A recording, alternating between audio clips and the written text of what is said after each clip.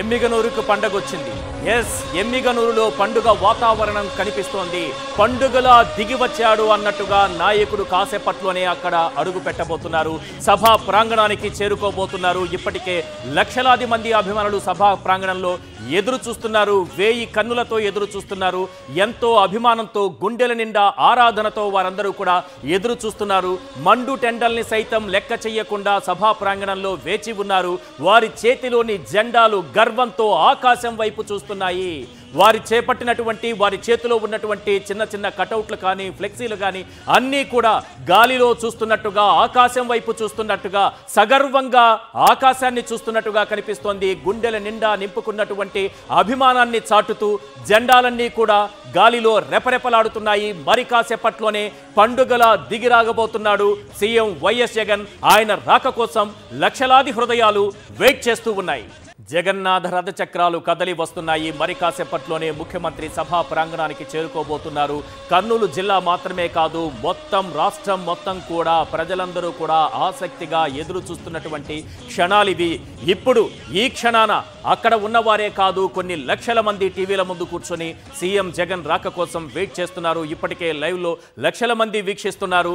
CM Jagan ప్రసంగం ఎలా ఉండబోతోంది అనేటటువంటి ఆసక్తి ప్రతి ఒక్కరిలోనూ కనిపిస్తోంది. ముఖ్యంగా కర్నూలు జిల్లా గురించి మనం మాట్లాడుకుంటున్నాం. కర్నూలు జిల్లాకు అసలు ఏమిచ్చారు, ఏం జరిగింది, సీఎంగా వైఎస్ జగన్ ప్రమాణ స్వీకారం చేసినటువంటి ఈ 58 నెలల కాలంలో కర్నూలు ముఖ చిత్రం ఏ రకంగా మారిపోయిందన్నది కూడా మనం పరిశీలించాలి. భాషా ప్రయుక్త రాష్ట్రాల ఏర్పాటులో భాగంగా అవతరించినటువంటి తెలుగు రాష్ట్రాల తొలి రాజధాని కర్నూలు, సీమ ముఖద్వారం, విశాఖ, విజయవాడ, గుంటూరు తర్వాత 4వ అతిపెద్ద నగరం. కానీ అభివృద్ధిలో వెనకడుగు కానీ మళ్ళీ చెబుతున్నా అది నిన్నటి మాట. నేడు కర్నూలు స్వరూపం మారిపోయింది. పాలకుల చిత్తశుద్ధి లేక వెనుకబడిన ఈ ప్రాంతం ఇప్పుడు శరవేగంగా అభివృద్ధి చెందుతోంది.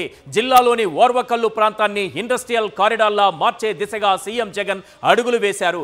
అక్కడ పరిశ్రమలకు అవసరమైనటువంటి నీటి కోసం శ్రీశైలం బ్యాక్ వాటర్ ద్వారా ఓర్వకల్లుకు నీటిని తరలించేందుకు ప్రత్యేక పైప్ లైన్ నిర్మాణం మొదలైంది.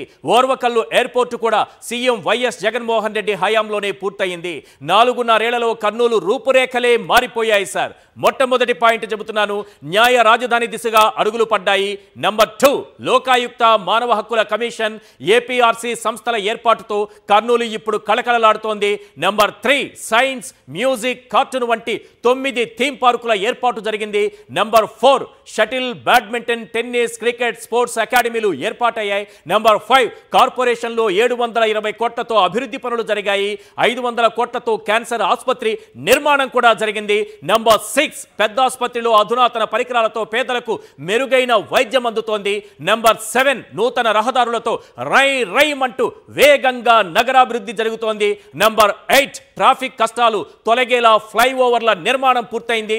తుంగభద్ర పుష్కరాల కోసం శాశ్వతంగా ఘాట్ల నిర్మాణం కూడా పూర్తి చేశారు. నంబర్ 9, క్లస్టర్ యూనివర్సిటీగా రూపుమార్చుకున్నటువంటి సిల్వర్ జూబ్లీ కళాశాల.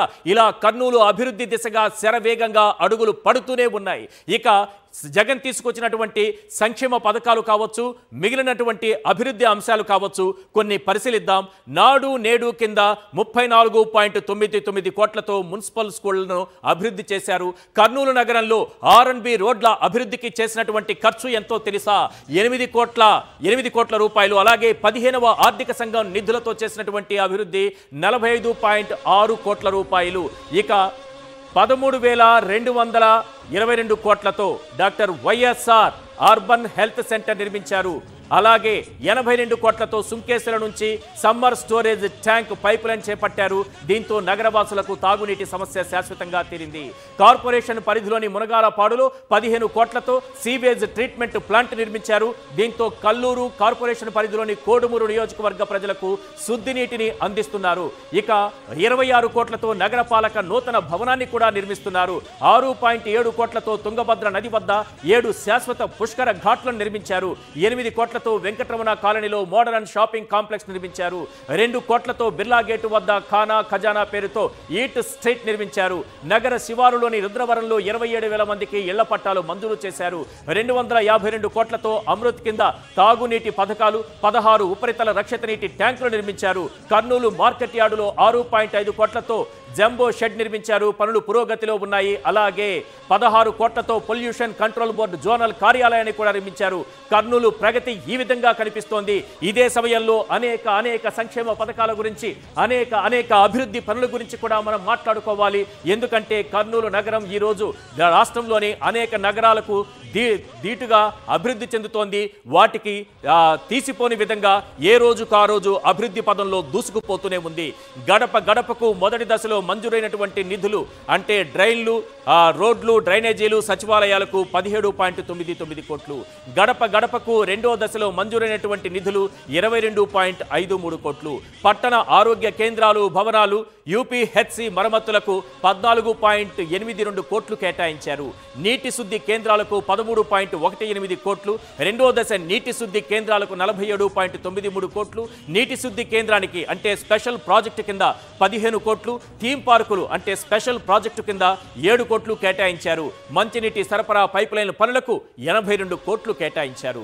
ఇలా ఏ రకంగా తీసుకున్న కర్నూలు అన్నది ఈ రోజు అభివృద్ధి చెందుతోంది, శరవేగంగా అభివృద్ధి చెందుతోంది.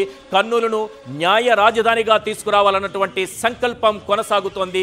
దానిని న్యాయ రాజధానిగా చేయాలనేటటువంటి జగన్ సంకల్పానికి అనేక అడ్డంకులు ఎదురైనా వాటన్నింటినీ అధిగమిస్తూ న్యాయ రాజధానిగా కర్నూలును చేసి తీరుతామనేటటువంటి సంకల్ప బలంతో జగన్ ముందుకు సాగుతున్నారు. ఇప్పుడు మనం చూస్తున్నటువంటి దృశ్యాలు ఒక్కసారి స్క్రీన్ పైన చూడండి. 2 కళ్ళు పెద్దవి చేసి చూడాల్సినటువంటి దృశ్యాలు ఇవి. ఎమ్మిగనూరు ఎలుగెత్తి చాటుతోంది. ఒక్కొక్కరిలో ఉత్సాహం ఏ రకంగా ఉందో చూడండి. మధ్యాహ్నం నుంచి కూడా ఎర్రటి ఎండలో వారు వెయిట్ చేస్తున్నారు. వారిలో ఉత్సాహం ఏమాత్రం తగ్గలేదు, ఆ జోష్ ఏమాత్రం తగ్గలేదు. చేతిలో పట్టుకున్న జెండా కిందికి దిగలేదు. వారి చేతిలో ఉన్నటువంటి ఫ్లెక్సీలు, జెండాలు, బ్యానర్లు అన్నీ కూడా రెపరెపలాడుతున్నాయి. అన్నీ కూడా సగర్వంగా గాలిలోకి ఎగురుతున్నాయి. అన్నీ గర్వంతో ఆకాశం వైపు చూస్తున్నాయి.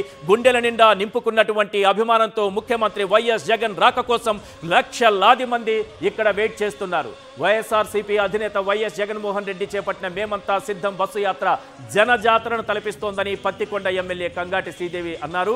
బస్సు యాత్రకు ప్రజల నుంచి విశేష స్పందన వస్తోందన్నారు. వైఎస్ జగన్ను ఎదుర్కొనేందుకు సత్తా లేక చంద్రబాబు అన్ని పార్టీలను కూడా కలుపుకొని వస్తున్నారని కూడా అన్నారు. రైట్.